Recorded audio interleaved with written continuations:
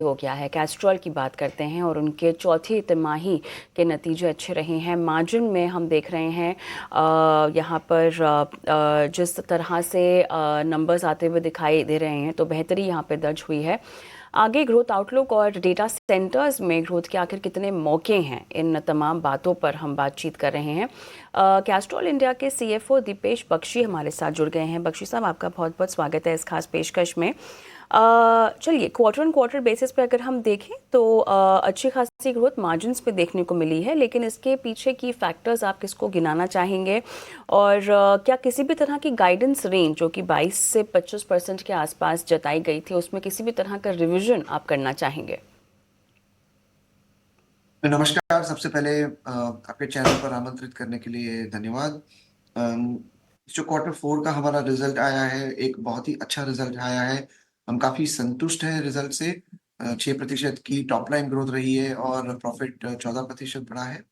और full year हमारा Jain to दिसंबर है, तो फुल ईयर का रिजल्ट भी काफी अच्छा रहा है और प्रॉफिट 7% ग्रो करी है। जैसे कि आपने बताया, फुल ईयर का जो एबिटा मार्जिन है वो 24% आया है और 4Q का जो एबिटा मार्जिन है वो 28% आया है।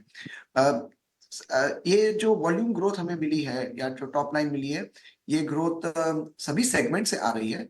सबसे पहले पर्सनल मोबिलिटी और जो कमर्शियल व्हीकल की जो सेगमेंट्स है उसमें हमें अच्छी ग्रोथ मिली है। Commercial vehicle in fact double digit grow हुआ है।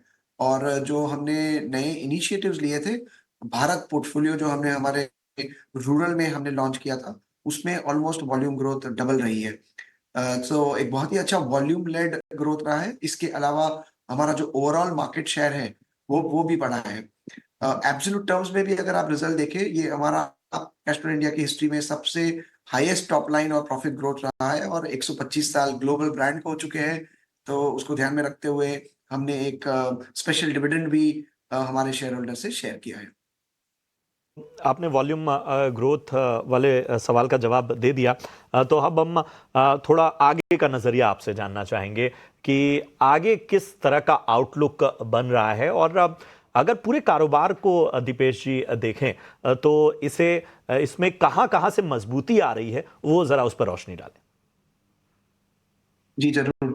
देखिए, हमने जो स्ट्रैटेजी बनाई थी और जो हम उसके इम्प्लीमेंटेशन में लगे हुए हैं, उस स्ट्रैटेजी के जो आउटकम्स हैं वो ऑलरेडी हमें ये साल दिखने लगे हैं और वही स्ट्रैटेजी हम नेक्स्ट ईयर भी इम्प्लीमेंट करेंगे और उसको और तेजी से इम्प्लीमेंट करेंगे। हमारी जो स्ट्रैटेजी है वो ये है कि जो कोर सेगमेंट है लुब्रिकेंट्स का, जो 4 से 5% ग्रो होता है, उस सेगमेंट में हम एटलीस्ट मार्केट से ज्यादा ग्रो करना चाहेंगे। जैसे कि आपने देखा है, इस साल हम 7 से 8% की ग्रोथ हमने दिखाई है और आगे भी हम ये करते रहेंगे।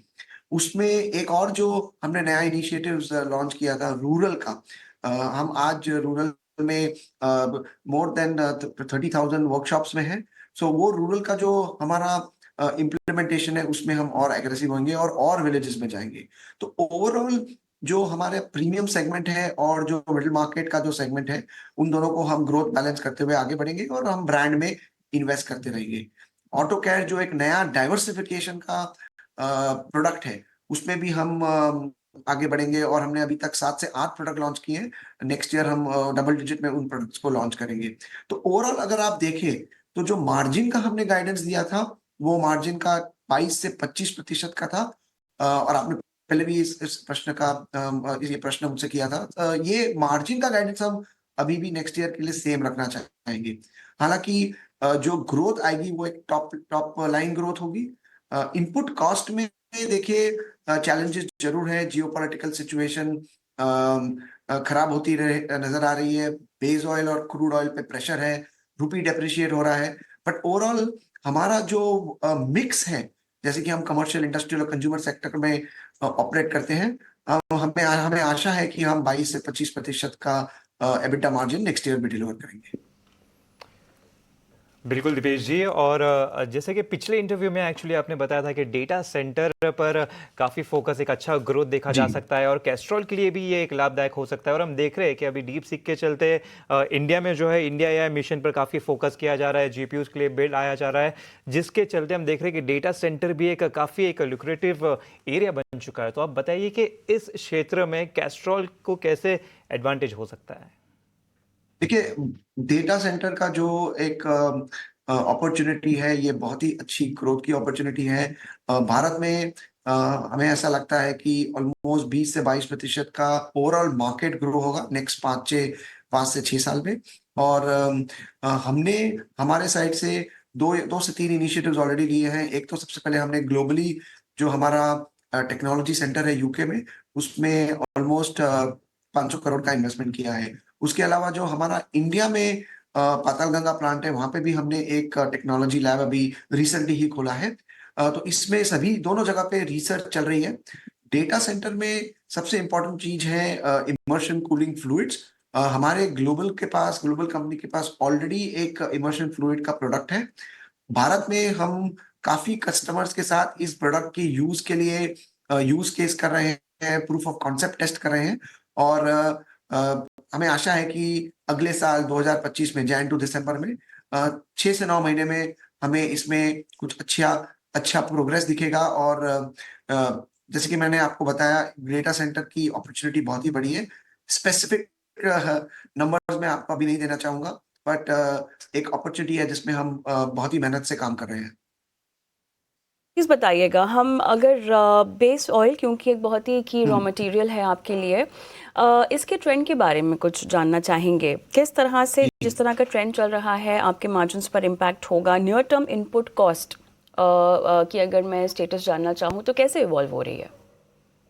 देखिए, हमारा जो इंटरनल गाइडेंस है वो ऐसा है कि बेस ऑयल ऑलमोस्ट जो एवरेज रहा है ये साल का, उससे 5 से 7% बढ़ेगा नेक्स्ट ईयर। उसके ऊपर जो रुपी का डेप्रिसिएशन हो रहा है उसका और इम्पैक्ट होगा। रुपी का जो डेप्रिसिएशन हो रहा है उसके अंतर्गत हमने ऑलरेडी मार्केट में एक प्राइसिंग जनवरी में ले ली है। बेस ऑयल और क्रूड का अभी ऐसा है कि लास्ट 1-2 साल में जो ट्रेंड क्रूड ऑयल का रहता था वैसा ही ब्रेज ऑयल का रहता था। पर अभी हमने देखा है कि लास्ट 2 साल में थोड़ा सा डीकपल्ड हो गया है वो। तो this is something which is an area to watch. और हमारे पास प्राइसिंग मॉडल्स रहते हैं, हमारे पास टर्म कॉन्ट्रैक्ट्स हैं ग्लोबली। तो हमें हमें उम्मीद है कि हम इसको जैसे पिछले सालों में भी मैनेज करते आए हैं, हम मैनेज करते आएंगे। बट यस, बेस ऑयल में इंक्रीज की आशा है नेक्स्ट ईयर में। बिल्कुल। दीपेश जी, मैं आखिरी सवाल के साथ आपके पास आना चाहता हूं। और हम जिस तरह से देख रहे हैं कि एक स्ट्रांग कैश बैलेंस आपके बुक्स में दिख रहा है, जी तो क्या कोई कैपेक्स अपॉर्चुनिटीज भी आने वाले वक्त में आप एक्सप्लोर करने वाले हैं? और दूसरा जो है वो इनऑर्गेनिक ग्रोथ के अगर हम विकल्पों पर चर्चा करना चाहें, उन ऑप्शंस को भी देखें, तो वहां उस फ्रंट पे क्या तैयारी है? No, great question. देखिए, कैश बैलेंस हम एक काफी काफी डिसिप्लिन मैनर से हम कैश मैनेज करते हैं। और हमारा कैश बैलेंस हेल्दी है। इनऑर्गेनिक में हमने पिछले साल में 2022 में एक्चुअली 500 करोड़ का इन्वेस्टमेंट किया था टीवीएस की मोबिलिटी की कंपनी में, जिसमें काफी अच्छा ट्रैक्शन हमें मार्केट में मिल रहा है। और हम कंटिन्यूसली नए एरियाज में भी ऑप्शनैलिटी पे काम कर रहे हैं। बोर्ड ये तो बोर्ड के साथ डिस्कशन पे और आउटकम पे डिपेंड है कि वो डिसीजन कब होगा। पर मैं ये बता सकता हूँ कि हम काफी ऑप्शंस को कंसिडर कर रहे हैं।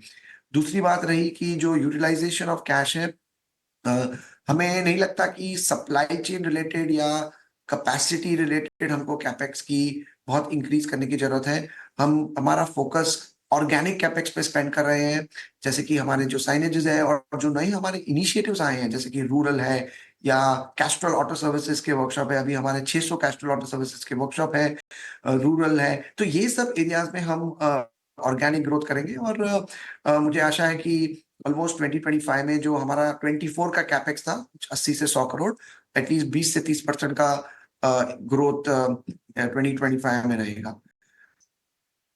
दीपेश जी, बहुत अच्छा लगा आपसे बातचीत करते हुए, और सबसे अच्छी बात यह है, और मैं थोड़ा सा इसका एडवांटेज भी लूंगा, और मैं चाहूंगा कि आगे हम ऑटो सेक्टर पे अलग पूरे सेक्टर वाइज भी चर्चा करें।